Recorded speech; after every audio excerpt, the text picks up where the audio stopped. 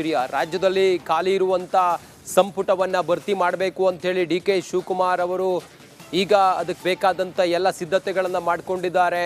High command ಪ್ರಸ್ತಾವವನ್ನು ತಿಳಿಸಿಯಾಗಿದೆ. ನೋಡಿ, 20 ಸ್ಥಾನಗಳು ಖಾಲಿ ಇದ್ದಾವೆ ಅನ್ನೋದು ಮುಹೂರ್ತ ಫಿಕ್ಸ್ ಆಗಿದೆಯಂತೆ. ಜುಲೈ 18ಕ್ಕೆ ದೆಹಲಿಯಲ್ಲಿ ಸಂಪುಟ ವಿಸ್ತರಣೆಯ ಸಭೆ ಇದೆ. ಹೈಕಮಾಂಡ್ ಜೊತೆ ರಾಜ್ಯ ನಾಯಕರು ಮೀಟಿಂಗ್ ಮಾಡ್ತಾರೆ. ಸಿಎಂ ಡಿ ಕೆ ಶಿವಕುಮಾರ್, ಮಾಜಿ CM Siddaramaiah, DCM Parameshwar, B K Hariprasad ಜೊತೆಯಲ್ಲಿ ಸಭೆ ಮಾಡ್ತಾರೆ. ಖಾಲಿ ಇರುವ 20 ಸಚಿವ ಸ್ಥಾನ ಭರ್ತಿ ಮಾಡಲು ಮೀಟಿಂಗ್ ಅನ್ನು ಮಾಡ್ತಾರೆ. ಜುಲೈ 17ಕ್ಕೆ ದೆಹಲಿಗೆ ರಾಜ್ಯ ನಾಯಕರು ಹೋಗ್ತಾರೆ. 18ನೇ ತಾರೀಕಿಗೆ ಮೀಟಿಂಗ್ ಇದೆ. ಮೀಟಿಂಗ್ ಆದ ನಂತರ ಯಾರ್ಯಾರು ಮಂತ್ರಿ ಅನ್ನೋದು ಅತಿ ಶೀಘ್ರದಲ್ಲಿ ಘೋಷಣೆ ಆಗುತ್ತೆ. ಜುಲೈ 18ರ ಸಭೆಯಲ್ಲಿ ಸಚಿವರ ಪಟ್ಟಿ ಫೈನಲ್ ಆಗುತ್ತೆ. 18ರ ಸಭೆಯಲ್ಲಿ ಯಾರ್ಯಾರು ಲಾಬಿ ಮಾಡಿದ್ದಾರೆ, ಯಾರ ಪರವಾಗಿ ಒಲವಿದೆ, ಯಾವ ಮಾನದಂಡ, ಯುವಕರೆಷ್ಟು, ಈ ಹಿಂದೆ ಮಂತ್ರಿ ಆಗಿದ್ದವ್ರನ್ನ ಯಾರನ್ನ ಪರಿಗಣಿಸ್ತಾರೆ, ಹಿರಿತನ ಎಲ್ಲವನ್ನ ಇಲ್ಲಿ ಅವಲೋಕನ ಮಾಡಿ ಅಲ್ಟಿಮೇಟ್ಲಿ ಯಾರು ಮಂತ್ರಿ ಆಗ್ತಾರೆ ಅನ್ನೋದನ್ನು ಕಾದು ನೋಡಬೇಕಾಗಿದೆ. 18ನೇ ತಾರೀಕು ಬಹುಶಃ ಒಂದು ಕ್ಲಾರಿಟಿ ಸಿಗುತ್ತೆ.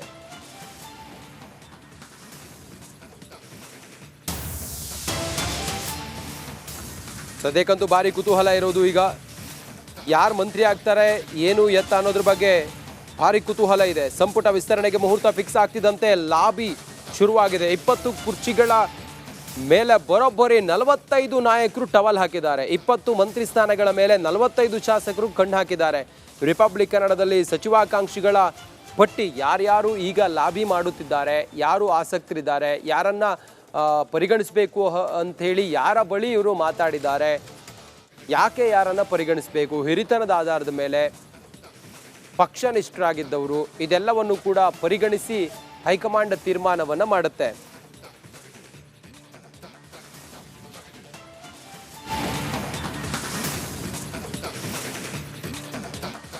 ಹದಿನೆಂಟನೇ ತಾರೀಕು ಹೈಕಮಾಂಡ್ ಮಟ್ಟದಲ್ಲಿ ಸಂಪುಟ ವಿಸ್ತರಣೆಯ ಬಗ್ಗೆ ಮೀಟಿಂಗ್ ಇದೆ.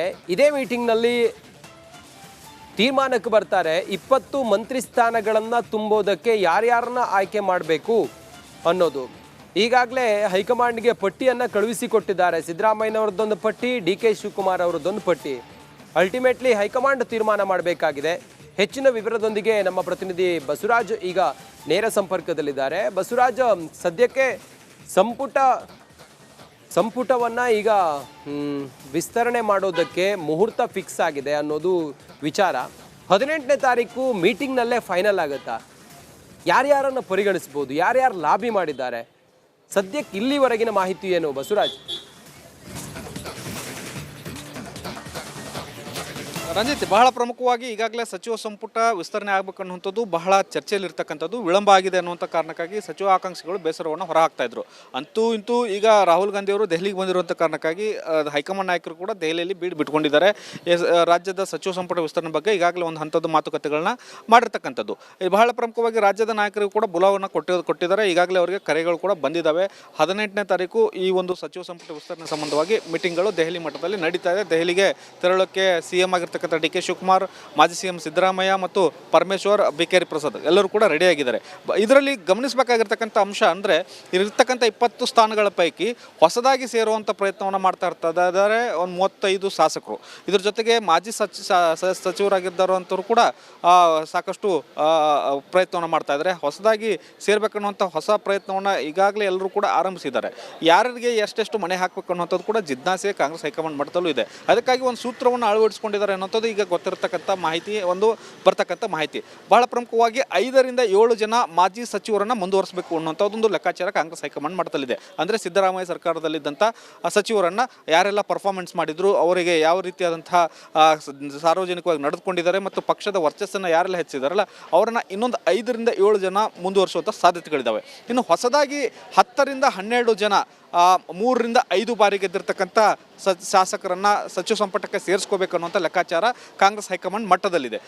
ಯಾರೆಲ್ಲ ಪಕ್ಷಕ್ಕಾಗಿ ದುಡಿದಿದ್ದಾರೆ, ಅವರಿಗೆ ಈ ಹಿಂದೆ ಸಿದ್ದರಾಮಯ್ಯ ಸರ್ಕಾರದಲ್ಲಿ ಅವಕಾಶಗಳು ತಪ್ಪಿದ್ದಾವೆ, ಈ ಬಾರಿ ಕೊಡಲೇಬೇಕಾದಂಥ ಶಾಸಕರು ಯಾರ್ಯಾರಿದ್ದಾರೆ ಅವ್ರದ್ದೊಂದು ಲಿಸ್ಟನ್ನು ಕಾಂಗ್ರೆಸ್ ಹೈಕಮಾಂಡ್ ಮಾಡಿಟ್ಕೊಂಡಿದೆ ಅನ್ನೋಂಥದ್ದು ಇಲ್ಲಿ ಗಮನಿಸಬೇಕಾಗಿರ್ತಕ್ಕಂಥದ್ದು. ಇನ್ನು ಪಕ್ಷದ ವರ್ಚಸ್ಸು ಮತ್ತು ಮುಂದಿನ ನಾಯಕತ್ವವನ್ನು ಬೆಳೆಸಬೇಕು ಅನ್ನೋದಾದರೆ ಅಸೆಟ್ ಯಾರಾಗ್ತಾರೆ ಪಕ್ಷಕ್ಕೆ ಅನ್ನುವಂಥದ್ದನ್ನು ಮೊದಲ ಬಾರಿ ಗೆದ್ದಂಥ ಒಂದು 3 ಜನ ಶಾಸಕರಿಗೆ ಒಂದು ಅವಕಾಶ ಕೊಡಬಹುದು ಅನ್ನುವಂಥ ಲೆಕ್ಕಾಚಾರಗಳು ಕಾಂಗ್ರೆಸ್ ಹೈಕಮಾಂಡ್ ಮಟ್ಟದಲ್ಲಿ ನಡೀತಾ ಇದ್ದಾವೆ. ಅವರು ಕೂಡ ಹೊಸದಾಗಿ ಸಚಿವ ಸಂಪುಟಕ್ಕೆ ಸೇರ್ತಕ್ಕಂಥದ್ದು.